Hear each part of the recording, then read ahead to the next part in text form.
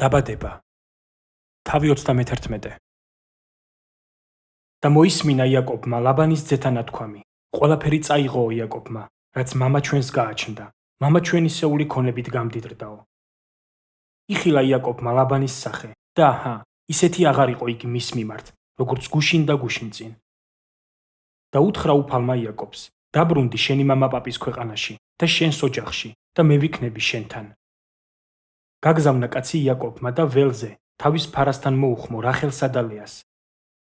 უთხრა, მამა თქვენს სახეზე ეტყობა, რომ ისეთი აღარაა ჩემ მიმართ, როგორც გუშინ და გუშინწინ იყო, მაგრამ მამა ჩემის ღმერთია ჩემთან. თქვენ იცით, რომ მთელი ძალღონით ვემსახურებოდი მამა თქვენს. მამა თქვენმა კი მიმუხთლა და 10 ჯერ შემიცვალა საზღაური, მაგრამ ღმერთმა არ მისცა უფლება, რომ ებოროტნა ჩემთვის. იტყოდა, დაწინწკლულები იყოსო შენი გასამრჯელო და დაწინწკლულებს იგებდა მთელი ფარა. იტყოდა ზოლიანები იყოსო შენი გასამრჯელო და ზოლიანებს იგებდა მთელი ფარა. წაართვა ღმერთმა მამა თქვენს საქონელი და მე მომცა.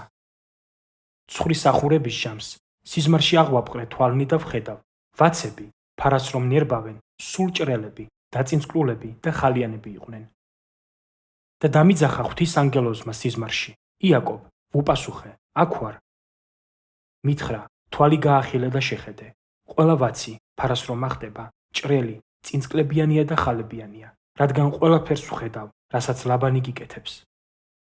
მე ვარ ბეთელის ღმერთი, სადაც ზეთის ცხეს სვეთს და აღთქმა დამიდე. ახლა ადექი, გადი ამ ქვეყნიდან და დაუბრუნდი შენი შობის ქვეყანას.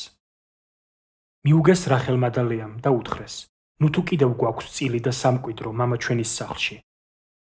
განაუცხოება დარვითვლებით მისთვის, რადგან გაგვყიდა და შეჭამა ჩვენი ვერცხლი. ამიტომ მთელი სიმდიდრე, რომელიც ღმერთმა წაართვა მამა ჩვენს, ჩვენი და ჩვენი შვილებისაა, ახლა ისე მოიქეცი, როგორც ღმერთმა გითხრა. ადგა იაკობი და აქლემებზე შესხა თავისი ძენი და ცოლები. წაასხა მთელი თავისი სამწყსო და წაიღო მთელი თავისი ქონება, რომელიც ფადან არამში მოაგროვა, რათა ისაკთან, მამამისთან მისულიყო ქანაანის ქვეყანაში. ცხრის გასაპარსად იყო ლაბანი წასული და მოჰპარა რახელმა მამამის საოჯახო კერპები. გააცურა იაკობმა არამელი ლაბანი, დაუმალა რა, რომ გარბოდა მისგან. გაიქცა და რაც კი რამე ბადა, თან წაიღო. მდინარე გადალახა და გილყადის მთისკენ გაემართა. მესამე დღეს გაიგო ლაბანმა იაკობის გაქცევა. წაიყვანა თანამოძმენი, 7 დღის სავალ ზესდია და გილყადის მთასთან დაეწია.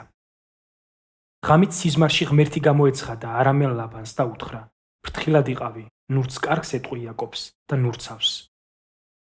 დაეწია ლაბანი იაკობს და აჰა, მთაზე კარავი ჰქონდა გაშლილი იაკობს და ლაბანმაც გაშალა კარავი გილყადის მთაზე თავის ხალხთან ერთად.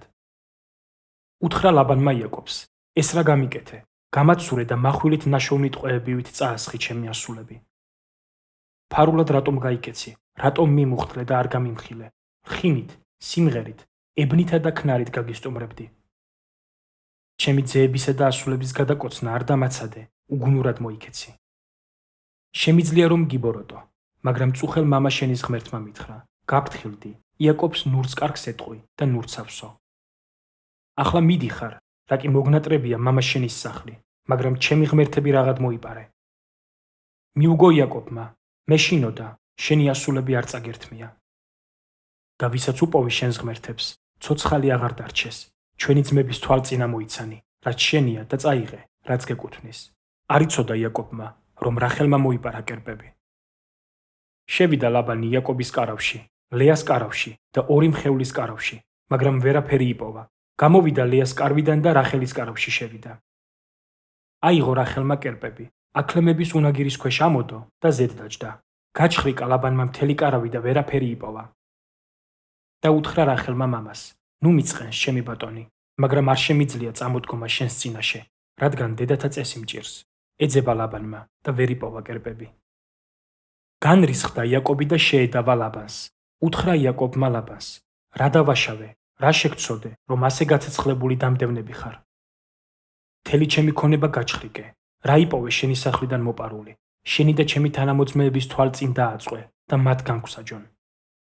ეს 20 წელია შენთან ვარ და შენს ცხვრებსა და თხებს მკვდარი არ მოუგიათ, არც ვერძი მიჭამია შენი ფარიდან. ხეცის მიერ დაგლეჯილი შენთან არ მომიტანია. მე ვზარალდებოდი, როგორც ღამით, ისე დღისით მოპარულის საზღაურს ჩემგან ითხოვდი. დღისით ხორშაკი მინელებდა, ღამით ყინვა, ძილი არ მიკარებია ჩემს თვალებს. ეს 20 წელი შენ სახლში ვიყავი, 14 წელი შენი 2 ასულისთვის გემსახურე, 6 წელი შენი ფარისთვის, გასამრჯელო კი 10 ჯერ შემიცვალე. მამა ჩემის ღმერთი, აბრაჰამის ღმერთი და ისაკის შიში რომ არ ყოფილიყო ჩემთან, ახლა ხელცარიელს გამისტუმრებდი. მოხედა ღმერთმა ჩემს ტანჯვასა და ჯაფას და გამხილა წუხელ. მიუგო ლაბანმა იაკობს, ეს ასულნი ჩემი შვილები არიან, ეს ვაჟები ჩემი ძეები არიან, ეს ფარა ჩემი ფარაა, ყოველივე, რასაც ხედავ ჩემია. აჰა, რა ვუყო ჩემს ასულებს, ან მათ ძეებს, რომლებიც მათ შვეს. ახლა მოდი და აღთქმა დავდოთ მე და შენ, ეს იყოს მოწმედ ჩემსა და შენ შორის. აიღო ქვა იაკობმა და სვეტად აღმართა. და უთხრა იაკობმა თავის თანამოწმეებს, ქვები მოაგროვეთ. მოიტანეს ქვები და გროვად აღმართეს და ჭამეს იქ მასთან.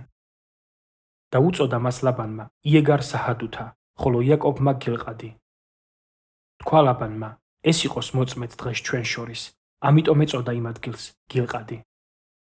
და მიცფა, რადგან თქვა, დაეთვალყური გვადევნოს უფალმა, როცა ერთმანეთს დავშორდებით. თუ დაჩაგრავ ჩემს ასულებს და თუ ჩემი ასულების გარდა სხვა ცოლებს შეირთავ, თუმცა არავინაა ჩვენთან, მაგრამ აჰა, ღმერთია ჩვენი მოწმე. და უთხრა ლაბანმა იაკობს, აჰა, ეს გროვა და აჰა, ეს სვეტი, რომლებიც აღმართე ჩემსა და შენ შორის. მოწმია ეს გროვა და მოწმია ეს სვეტი, რომ მე არ გადმოვლახავ შენკენ ამ გროვას და ამ სვეტს საბოროტოდ და ნურ შენ გადმოლახავ. აბრაჰამის ღმერთმა, ნახორის ღმერთმა და მათი მამის ღმერთმა განგვსაჯოს და დაიფიცა იაკობმა მამამისის ისაკის შიში. შესწირა იაკობმა მსხვერპლი მთაზე და მოუხმო თავის მოძმედ პურის საჭმელად, ჭამეს და ღამე მთაზე გაათიეს.